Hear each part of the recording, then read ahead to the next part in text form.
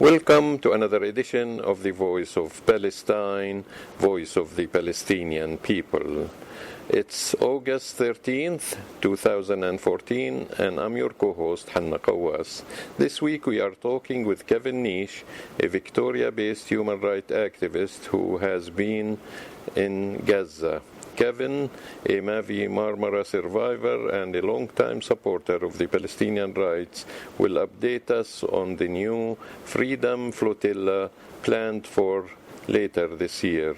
We will also talk with him about the Gaza crisis and what volunteers are doing there, including the International Solidarity Movement, known as the ISM, as well as the support actions here in Canada and specifically in Victoria. Good afternoon to you, Kevin, and welcome again to the Voice of Palestine. Well, it's good to hear your voice again, Hannah, and welcome to all your listeners. Thanks. To start with, this is surprising, really, that the reviving the Freedom Flotilla voyage to Gaza. Is it, or people are know what Israel planning, basically, that it won't lift the siege, not during this negotiation, not it seems ever. So that's why the Freedom Flotilla is planned to go to Gaza by the end of this year. Am I correct in saying that, or? What's the motivation? So that's the exact. I think there were plans in the background to send another flotilla, but it was nothing concrete. But this brutal assault in Gaza has speeded up the process. So all the groups that were part of the Freedom Flotilla coalition from all over the world, Italy, Greece, Sweden, Norway, United States, Canada, Malaysia, Jordan, they've all pulled together in a hurry and had a press conference in Turkey on the 12th, just a day or so ago, and announced that they're going to send another flotilla. There's really scant details yet, and that's probably twofold. One thing is they don't want to let the Israelis know what they're doing until they're prepared. As you remember, the Israelis were sabotaging the flotilla ships before they even left their home countries. The Rachel Corrie was sabotaged in Ireland, and then our ship was attacked. They're close to being attacked in Crete, and other ships. The American ship was attacked. Another ship was attacked in Turkey, in fact. Yeah. So no, they're keeping things close to their chest, but it looks like it's going to be a little while. I guess they can only move so fast with this effort because there's so many countries want to get involved in it now. So they're looking at closer to the end of the year. Unfortunately, I was hoping that something would happen sooner, but I guess with so many countries wanting to step up and join the effort, that they're going to hold back and go as one and as one united effort. So, but we had hopes. I had certainly had hopes that the Israelis would see the light. So with all the pressure and all the, the horrendous things they've done, that they would back off and drop the blockade. But neither them or Egypt is going to move an inch, I don't think. There. Yeah. Well, you can see from the CBC right now, the story, the issue of Gaza has simply dropped off the radar screen. There is no coverage of what's happening in Gaza now, and I think this is what the Israelis are counting on their supporters, the pro-Israeli people in the media, to stop talking about Gaza, and that the bad publicity will end, and Israel will be able to carry on as per usual and simply go back to the status quo, which the people of Gaza and the people of Palestine, the West Bank, East Jerusalem, the diaspora, they're not going to go along with status quo. That there's something has to change, and in the West Bank and Gaza certainly, and East Jerusalem, they're rising up, demanding that things change. But we're not hearing about this in the media. They've put a lid on it. Yeah. So, Yeah, actually, so the IHH is leading really with 12 pro-activist human rights activists from all over the world. So is it, because there were reports earlier that they're going to have escort by the Turkish military, but they dropped that. Well, I don't know if they dropped it, but what I've been told through my connections with Canada Boat to Gaza and the Freedom Flotilla folks, I sent that. When I heard that, I sent out emails immediately to find out what was going on. And it seems EHA was misquoted, or there was sort of wishful thinking, or something rather, or somebody speaking out of turn. But once older groups got together, they made a clear statement that they didn't need an escort, and they didn't want an escort, and that they're going to challenge the Israeli blockade as they did before, peacefully. If they're attacked, they'll defend themselves, as best they can with their own hands, as they did with the Mavi Marmara. They disarmed disarmed a number of Israelis, but disarmed and captured 3 Israeli commandos, and then gave them medical treatment inside the ship. So I'm sure they'll be certainly with the Turks. I know them quite well now. They'll do whatever they can to get the Gaza short of using weapons. So it's going to be interesting times. It would be, and hopefully it'll be a flotilla of victory if Israel lifts the blockade, because it is still a possibility that Israel will lift the blockade and lift the siege on Gaza, because the resistance movement in Gaza said there is no ceasefire without lifting the blockade. That's right. And they're not going to back off. I mean, I knew that when I was there. As you know, I was there for 4 months last year, and volunteering with the fire department and working with the fishermen and the farmers, and what was striking was as opposed to what you hear about. There were all sorts of opinions about the government, about Fatah. There was strong support for Fatah there. There was communists that I met, many of them. There was atheists. There were Christians. There was just mainly, of course, Muslim, and mainly supporters of Hamas. But even with all that, many different points of view, when it came to the resistance, it was solid. Everybody supported the resistance. And now when I hear on the from emails and whatnot that they're not backing down, that is the honest truth. I can vouch for that. That they're not going to back down. They're going to carry on the fight. The ceasefire isn't over until they get the blockade lifted, and that's quite clear cut. I mean, I can't imagine how much more damage the Israelis can do. I mean, they've I believe it's 500,000 people that are displaced, and I think that's 250,000 people that are out of their homes. Their homes aren't there. So I mean, I can't visualize the steadfastness, the strength of the people to stand up. But I think, well, it was related to me a number of times again that the status quo is killing hundreds and hundreds of people. It's malnourishing a whole generation of young people. It's an ongoing genocide that's quiet. Whereas they're now they're willing to say that's the end of it. We're willing to die on our feet as opposed to dying on our knees. So this resistance is not going to end, and so they're but hopefully with this flotilla, and maybe that's the thinking. I mean, I'm not privy to what the background discussions are, but hopefully the thinking is maybe to give a bit of a break between this assault and the flotilla, so that the Israelis will come around to they'll see the light, so to speak, and come around and open things up by the time hopefully by the time the flotilla sails, the blockade will be lifted, and they'll simply sail in. But and they'll be received as heroes, and they'll welcome them on the. Well, you well know the heroes are the Palestinian people, not the. Not the people trying to get in.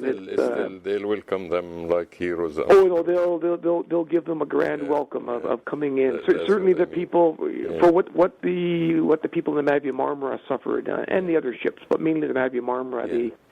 The Palestinians really respect the fact that the people in the Mavi Marmara were. I mean, I didn't because I'm white with a Canadian passport. They didn't shoot me. They had lots of opportunities, but the other people on that ship that risked their lives and gave their lives and took beatings and took knifings and gunshots and broken arms and everything else to suffer with the Palestinians. Basically, the Palestinians hold that in the highest regard. They consider them as martyrs because really they sacrificed their life for the cause of peace and lifting the siege on Gaza. And those folks on the ship are willing to do it again. They, I mean, I was in the prison. And with the people from all over the world, actually all Muslims, but in the cell block I was in was pretty much all Muslims. There were a couple of Irishmen, but 40 of us there, and the first thing that they all got together and started discussing, and it was unanimous that they were all going back.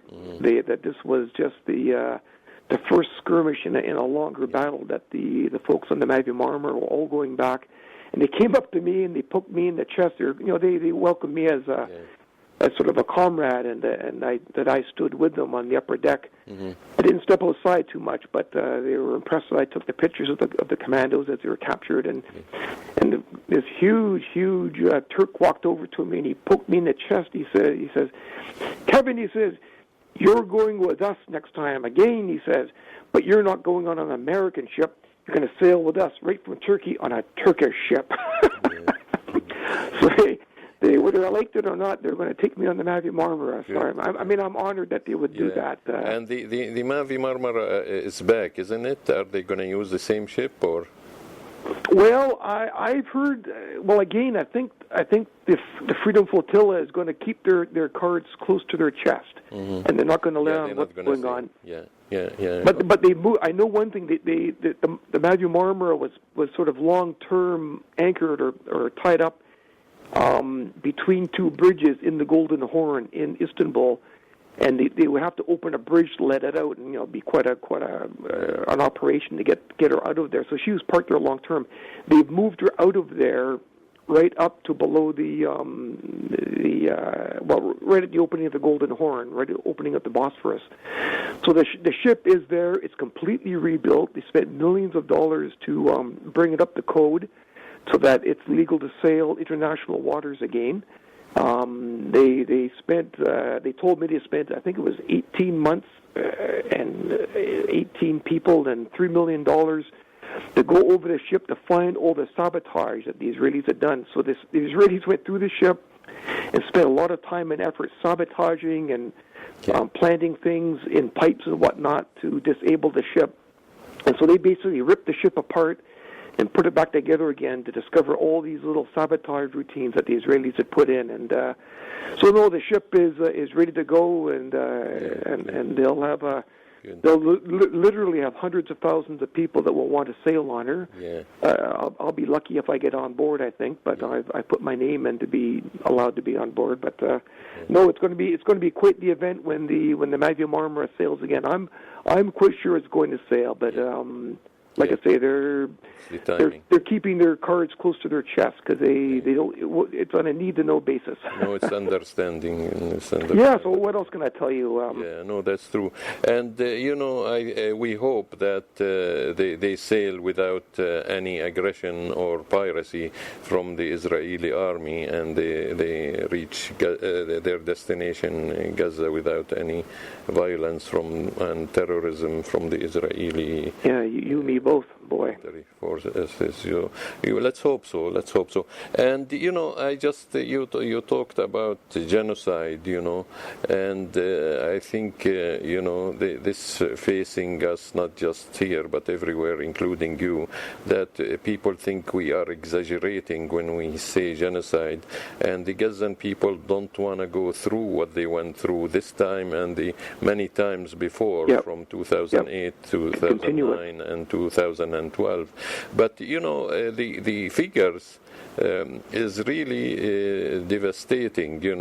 They said the recent figure I saw that they dropped explosive power on Gaza just this last time, the 34 days the aggression lasted.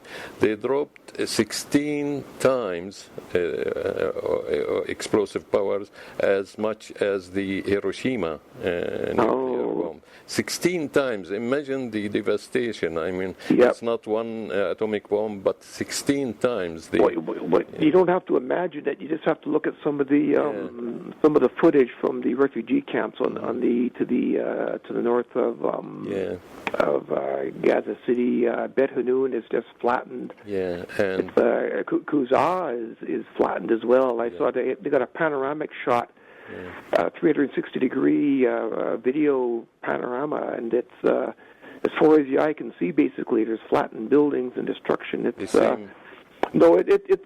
a genocide. I mean, you can look at the and the definition of Holocaust and genocide are pretty much identical, and it is a Holocaust. But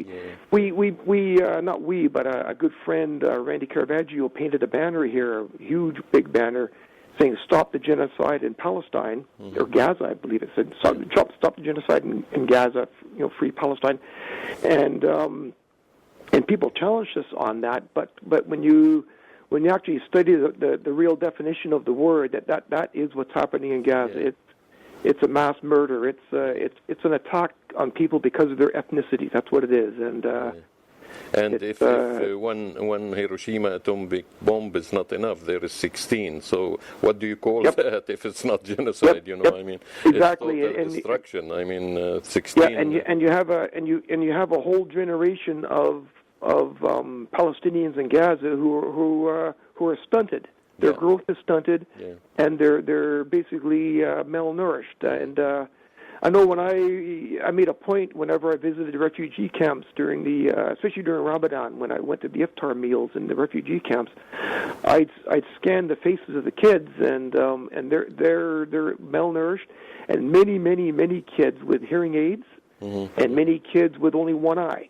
Yeah. And whether it's from injuries, or whether it's just from lack of proper nutrition or parasites, so this is damaging a whole generation of Palestinians in Gaza. There's the whole generation of people is going to be crippled because of what the Israelis are doing. And I mean, what better definition of a Holocaust, of a genocide, is there when you malnourish and harm a whole generation of children? It's and put the whole people on diet, as they said. Well, that's exactly right. Yeah, and they admit it. I mean, it's so blatant, and the calls for genocide are coming from within the Israeli Knesset. They themselves are saying, when there's an article in the Israeli Times saying, when is genocide permissible? Yeah. And they took it down very quickly, but that article was put up by a mainstream journalist saying, when is genocide permissible, i.e. it's permissible against the Gazans. And the deputy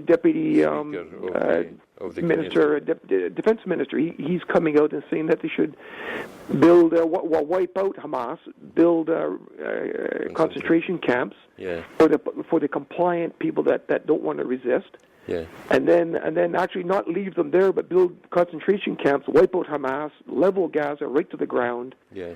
And then transfer those few remaining people out of Gaza into the Sinai. And I mean, And this is the Deputy Minister of Defense. Yeah, that's actually the Deputy Speaker of the Knesset.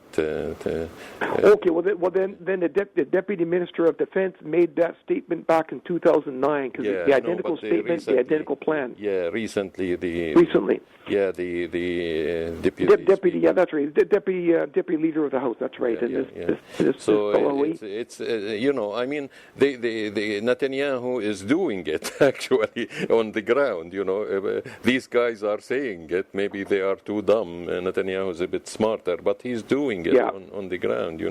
So it's arrogance. It's the ultimate arrogance and the sense of superiority complex that they have. That they are more better race. But one thing I've been sort of following this, a bit of a sideline here, but I've been following the I would say the cowardice of the Israeli soldiers.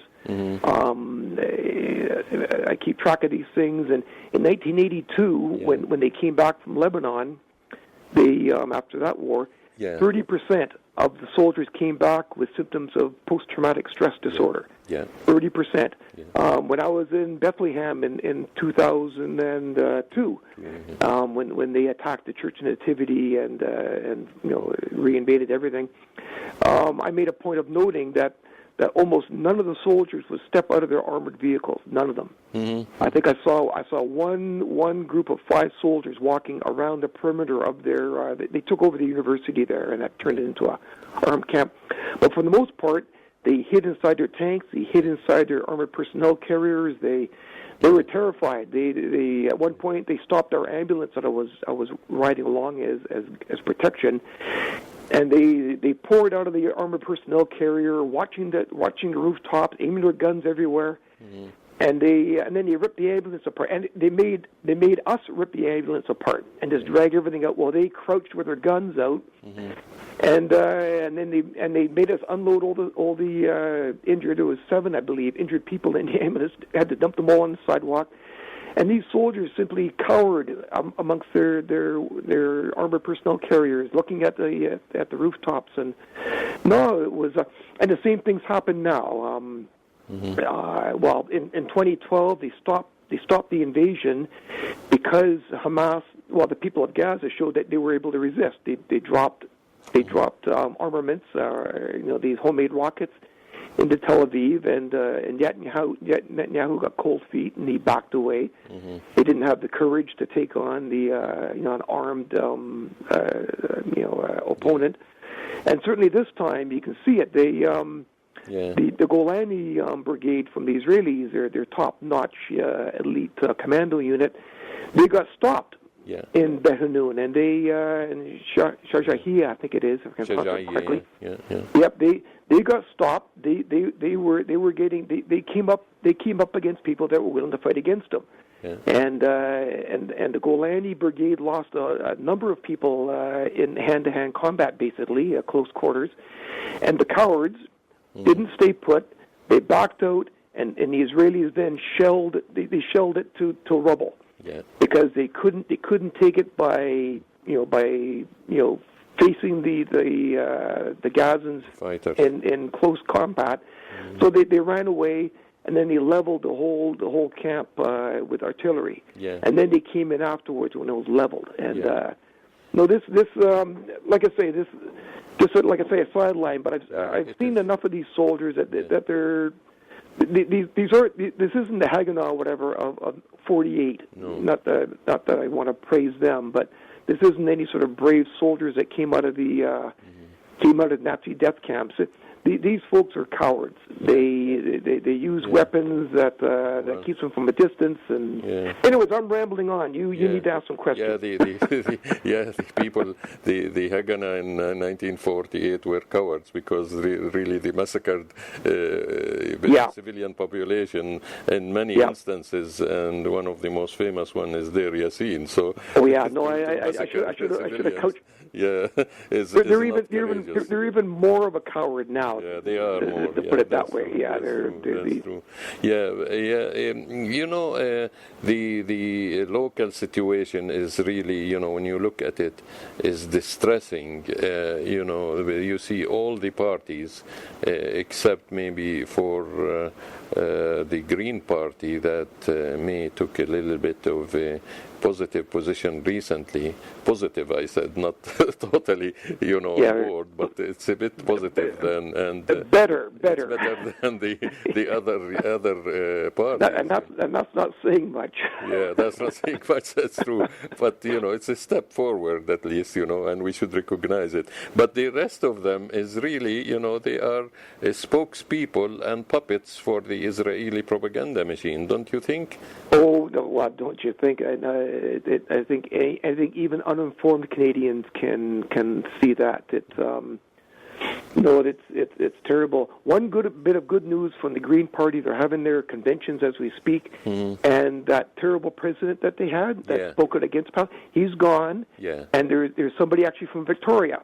I won't say his name, but it seems he's lined up, most likely to be the new president, and he has come out to our meetings to support Palestine. And so as far as that goes, the Greens are even going to be better because they've got somebody who really knows. Because he was horrible. I remember his statement. I answered it on some of the websites. Yep. I think the grassroots of the Green Party were mortified by that fellow, and either he left knowing he was going to be turfed out, or he got voted out because there's a better person coming. But no, the NDP. We've been having. Well, I try not to waste too much time on them because it really is to some degree a waste of time. But I've been trying to debate with them and try to explain the situation and. No, the words balance, and they're both aggressors, and this kind of poppycock is coming up. And I think the Merkel changed the really mechanism inside the NDP, and he's not allowing people even to speak their mind like they did with the. Libby and many others. You know, certainly Broadbent was much better. Yeah, they used to let them speak their minds. He used to come to events, you know. Now she doesn't show up at all, or she doesn't. No, I think sadly, well, I won't say who, but you're usually progressive people in Vancouver are being muzzled, and and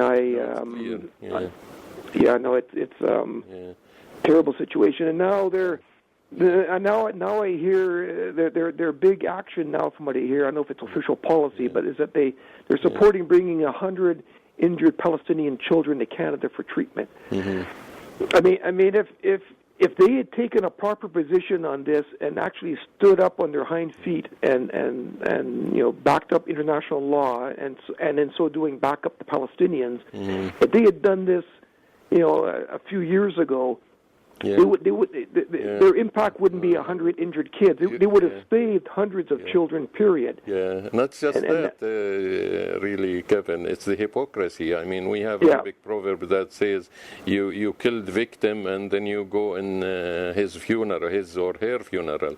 You know, I mean, you're the one who killed him or her, the victim, and then you go in his funeral or her funeral. So it's really hypocrisy, It is. You had a picket on one of the NDP MP in Victoria. Yeah, Murray Rankin is my MP, and sadly he's been silent as far as I can see. And then Rob Fleming, the local provincial NDP representative here, he actually had to say something. Of course, the provincial party says, "Oh no, this is an international affair. We don't give any opinion on it." Except when it's on China, except when it's China or Tibet or Ukraine or then they lose to give their opinions. Yeah. As my dad would say, it just depends on whose ox is being gored. Yeah. But when Christy Clark came out supporting Israel 100%, then finally NDP had to say something, and they trotted out basically what they've trotted out the policy statements from the NDP conventions from the distant past. Yeah. That I'm sure Mr. Mulcair would like to erase from the policies, but he can't do it. He hasn't got the backbone to actually go in the convention and take that out of it.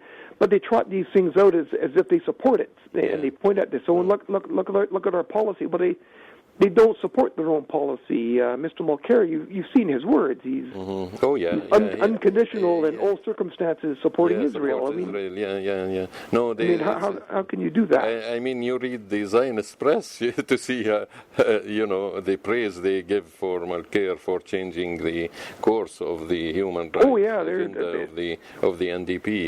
You read their press. That's all I had to do was I sent a note back to Mr. Fleming and Mr. Mulcair and what's her name? Leslie's her name, the NML MP back east. I sent out a letter right across the country supposedly showing what they've done for the Palestinians. And all I did was I simply copied 3 articles from the Zionist press. That were praising Mr. Mulcair to the ceiling as far as what a wonderful person he is, supporting Israel. So I just sent them copies. So here's what the Zionists think of your leader. Are you actually going to stand with this man that the Zionist press is praising to the rafters? No, it is. Despicable. And also, I mean, let's look at their actions. They're really trying to cleanse the party, the NDP, from pro-Palestinian activists, like what they did with Paul Manley. He won the nomination, and they won't accept his nomination because he defended his father, who was on the flotilla. I mean, it's very clear. There is no other reason they rejected him except and they don't have the courage to even say that. That's why they're doing it. I honestly have more respect for many right-wing politicians because they speak their mind, they're honest, and you know where they're coming from. Whereas, here's a crazy point for you. When I came back from the Mavi Marmara, I got no support from the NDP. Elizabeth May wrote a very good personal editorial in the Island Tides newspaper supporting Palestinians and myself and against Israel, but it was a personal thing. NDP did nothing, and the only politician that actually came out and stood with me during my whole tour of Canada, I went to about 15 different cities, was Flora MacDonald. Showed up at the Ottawa event and said she supported what I was doing and supported the flotilla and took a position supporting the Palestinians. Can you imagine the NDP has sunk so low that a red Tory is the only one that had the guts to stand up for human rights and everybody else is silent and running away. I mean, gosh, how far have we fallen here? They may as well join. They should join really the conservative and forget about their past and their socialism and their nonsense. Mr. Mulrooney, the great savior of South Africa, the whole story. Who supported apartheid, in he used to be in, but it's not unusual for him to support Israeli apartheid because he has history of supporting apartheid since he was young. I'd like to go back to Gaza. Talk about what's happening there because lots of people with the ISM. I mean, they sabotaged the Gaza Ark first, and then during the recent, just for our listeners' information, they bombed the Ark again.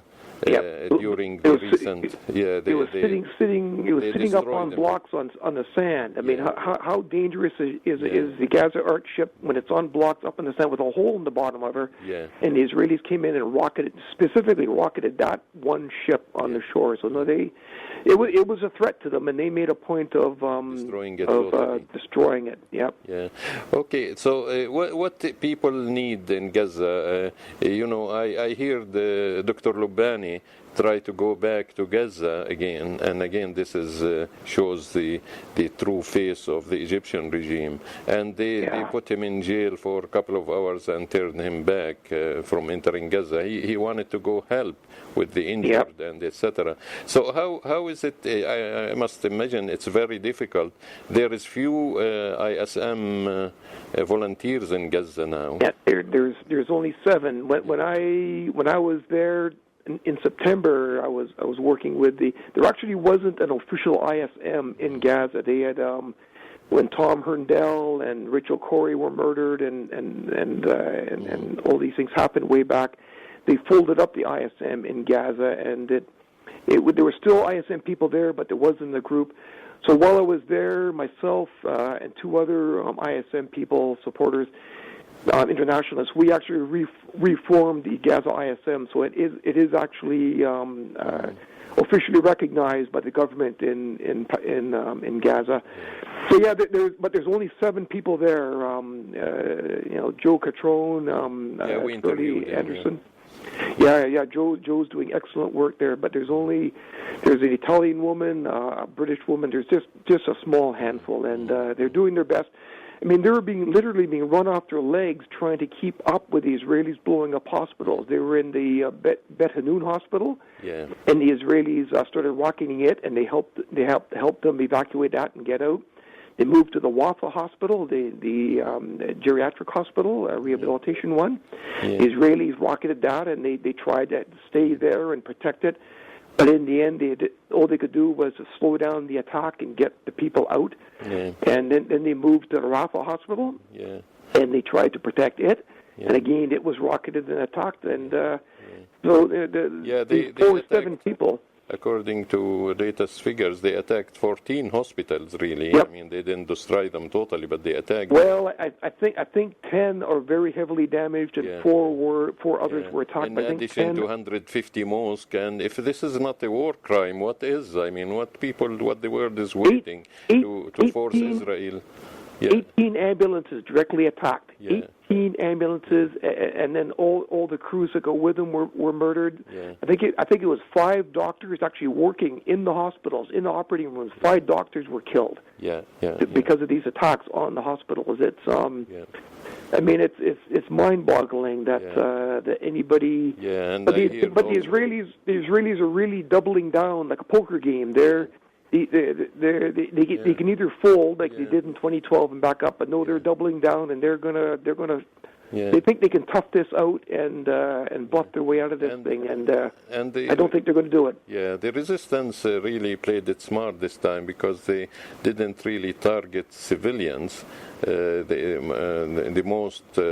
latest figure is 3 Israeli civilians killed. None of them children. Why Israel murdered in cold blood over 450 children. So 450. But I mean, we understand that because when they lose a soldier, it's if they lose a civilian, they can use it for propaganda purposes. But when they lose a soldier, they can't use it, and that's why they go nuts. That's why they destroyed Shaja'iyya, Rafah, and all the other towns and villages. Because when they lose a soldier, they go, crazy, berserk. And that's what they do. Just like the Mavi Marmara, when they lost those 3 soldiers to being captured in the Mavi Marmara. That's why they the rules of law simply went out the window. It was law of the jungle, and they simply shot everybody who was on the deck, and they could get a gun pointed at. Collective punishment becomes legitimate for them. But to be frank, I think I'm very hopeful as never before, really, because the resistance this time was prepared for the Israelis, and I don't think they're going to allow them to continue with the blockade and the slow death that they are imposing on Gaza. So I'm really optimistic, in spite of some sellout Arab regimes that are supporting the Israelis, but I think they are ineffective compared to what the resistance is doing. Well, I mean, it all has its effects. I think the Morsi government coming to power in Egypt, I think that was a direct result of the resistance. Mubarak not supporting the Palestinians and the people rising up. No, I think there's these other regimes are. We're not really hearing what's going on, but I'm quite sure there must be resistance to them, and it's. Oh yeah. And it would be a lot of it would be based on the regime's position on Palestine. That they're I think the King of Jordan, he's got things to worry about, and Saudi Arabia, Bahrain. Obviously, Bahrain is. If it wasn't for the Saudis stepping in, you'd have a different situation in Bahrain today. So. Oh yeah, for sure. No, it's I think, and Egypt as well. I would hope that. I mean, you can't believe what you hear, obviously, and I'm pretty sure that all that resistance to Mubarak, all the street protests and the organization and the young people, that hasn't vanished into thin air. It's still there, but it's been beaten down, and it'll just take a while. Oh yeah, it's not going to go in vain. And once I always say, once the genie is out of the bottle, nobody could put it back in the bottle. And this is what the Egyptian people will do. And if Morsi wanna survive, he should change course. And it seems he is. He's going closer to the Russians. We hope. That he changes, but he needs to do it faster before he loses all his credibility. Yeah, well, that's right. I mean, things can. Well, look at Turkey. I mean, who would have thought that Turkey would be taking such a strong position? Yeah. I realize they're playing both sides against the middle to some degree, but still, I mean, I was there. I spoke to a lot of people when I was in Turkey a number of times. Yeah. The people are solidly behind the Palestinians. It's overwhelming, and if Erdogan wants to hold on, he's going to have to take a good position. By the way, I studied there for 3 years at Ankara Technical University, and I know the people. Although I was a victim of torture because I supported the Palestinians in the Turkish jails during the. I didn't know that. Yeah, so I'm just saying it publicly this time for the record. But the regime there is terrible since its inception, and hopefully this new government will change the course. Yep. Where they will, I'm not that hopeful, but it needs a popular revolution there, and I hope it's coming. Well, at least people are rising up. I mean, it would have been unheard of for the Egyptian people to rise up, against previous dictators. And I can't think of his name, the guy before Mubarak, but to have them actually rise up, and Bahrain as well. Who would have thought that the people in Bahrain would rise up? Well, amazingly they did, and. So it's not all bad news here. It's sort of a case of we have to go backwards in order to go forward. We have to we have to stand up. Not we, but the people are going to have to stand up and take a bit of a beating, and then that will clear the way to a surge forward. So the international scene is also promising. I mean, the U.S. is losing lots of their bases all over the world, especially Central America and South America. Russia and China are turning their backs on the U.S. petrodollar. And Brazil and India. And as it is, as I always say, they are on borrowed time and borrowed money. The U.S. economy. So hopefully, the collapse of this empire will mean liberation of many peoples all over the world, including the indigenous people here. Well, just one good thing. I always say when I visit El Salvador or other places that are getting the American yoke off their shoulders, what I try to say to them is, okay, now you've got your freedom. Now let's turn around and help somebody else. And that's what's happening in South Africa. They're taking a huge part in the International Criminal Court trials against Israel regarding the Mavi Marmara, and they're going to be taking a huge part in this next flotilla, which wasn't. There was only one South African on the Mavi Marmara. This next time, the unions and everybody in South Africa, they made a huge demonstration. If you heard about the latest demonstration in solidarity with Gaza, they said it was the largest in the history of South Africa. I believe it. Again, but you won't hear about that on the CBC, will you? No, they won't tell you that. No, but it was the largest, even during the apartheid regime, which holy smoke, which shows how they said over 100,000 people showed up for. Wow, well there you go. No, they're going to be a factor in the and again they're part of the BRICS that they're going to be trading. The future is ours, and the future is for humanity. And these leeches will go to the dustbin of history. Thank you, Kevin. And I want to give you one last word, and if you want to comment on how people can support and the role of the BDS movement in the support. Well, probably the best way to support Palestine when you're in Canada is to toss out Mr. Harper and to change the NDP's position. That would when I was in Gaza, whenever I said it was from Canada, they would look at me and say, "What's happened to your country?" And that was many people. They were very well educated as far as international politics, and they were flabbergasted in Gaza as to what has happened to Canada. So that the best thing we can do and the best message we could possibly send them is to change the direction of our NDP or our opposition and hopefully get Harper out of power and get somebody else in there that'll do a better job of being concerned about all international, all third world development, let alone Gaza. Anyway, that's the best advice I could get. I mean, you can always give money to the NECEF, Sabil, and I'm sure lots of organizations actually collecting money for relief. The Red Crescent Society, Dr. Mona in Gaza, she's put out appeals, and that's an excellent. And also there is a tax-deductible charity here, NISAF Sabil. That's right. That people can get the tax receipt from them in addition to donating to Gaza. There is going to be a fundraiser also on the 24th. We should announce it here for. Aid relief for Gaza at the Bonzer Hall in Burnaby in the evening on the 24th. So we urge people to come out and donate as much as they can. And the money, as far as I know, is going to go through NISAF Sabil, which is tax deductible. People can get some. Taxes. And NECEF and then Sabil, SABEEL, is that right? EEL, yes. Just Google that and you'll right. and they're sending 100% of the money. There's no administration or anything. It's all going to Gaza, to a hospital in Gaza. So and that way you can get Mr. Harper to help you out because he'll give you back 29% of your money and your taxes. So and no 50% administrative fees like other charities. No. And you can be sure.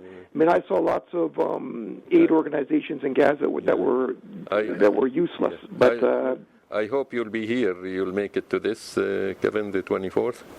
Actually, I'm on a plane to Colombia in about 4 hours. I'm a good friend on a separate topic, but a trade union activist in Colombia, Liliana Obando, has just been arrested.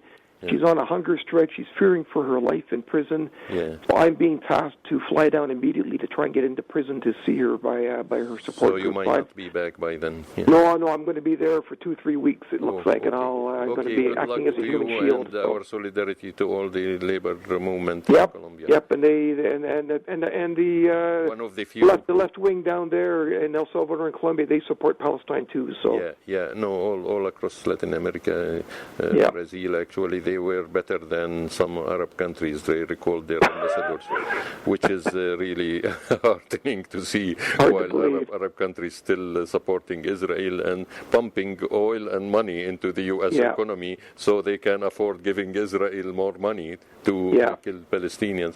Having said that, thank you very much, Kevin, and keep up the good work. Well, hopefully, our discussion is sort of like sitting around the kitchen table, so hopefully it made some sense to your listeners. Very enjoyable. No, for sure. Thanks. It was a pleasure really talking to you, and keep up the good work. Okay, thank you. You take care. Yeah.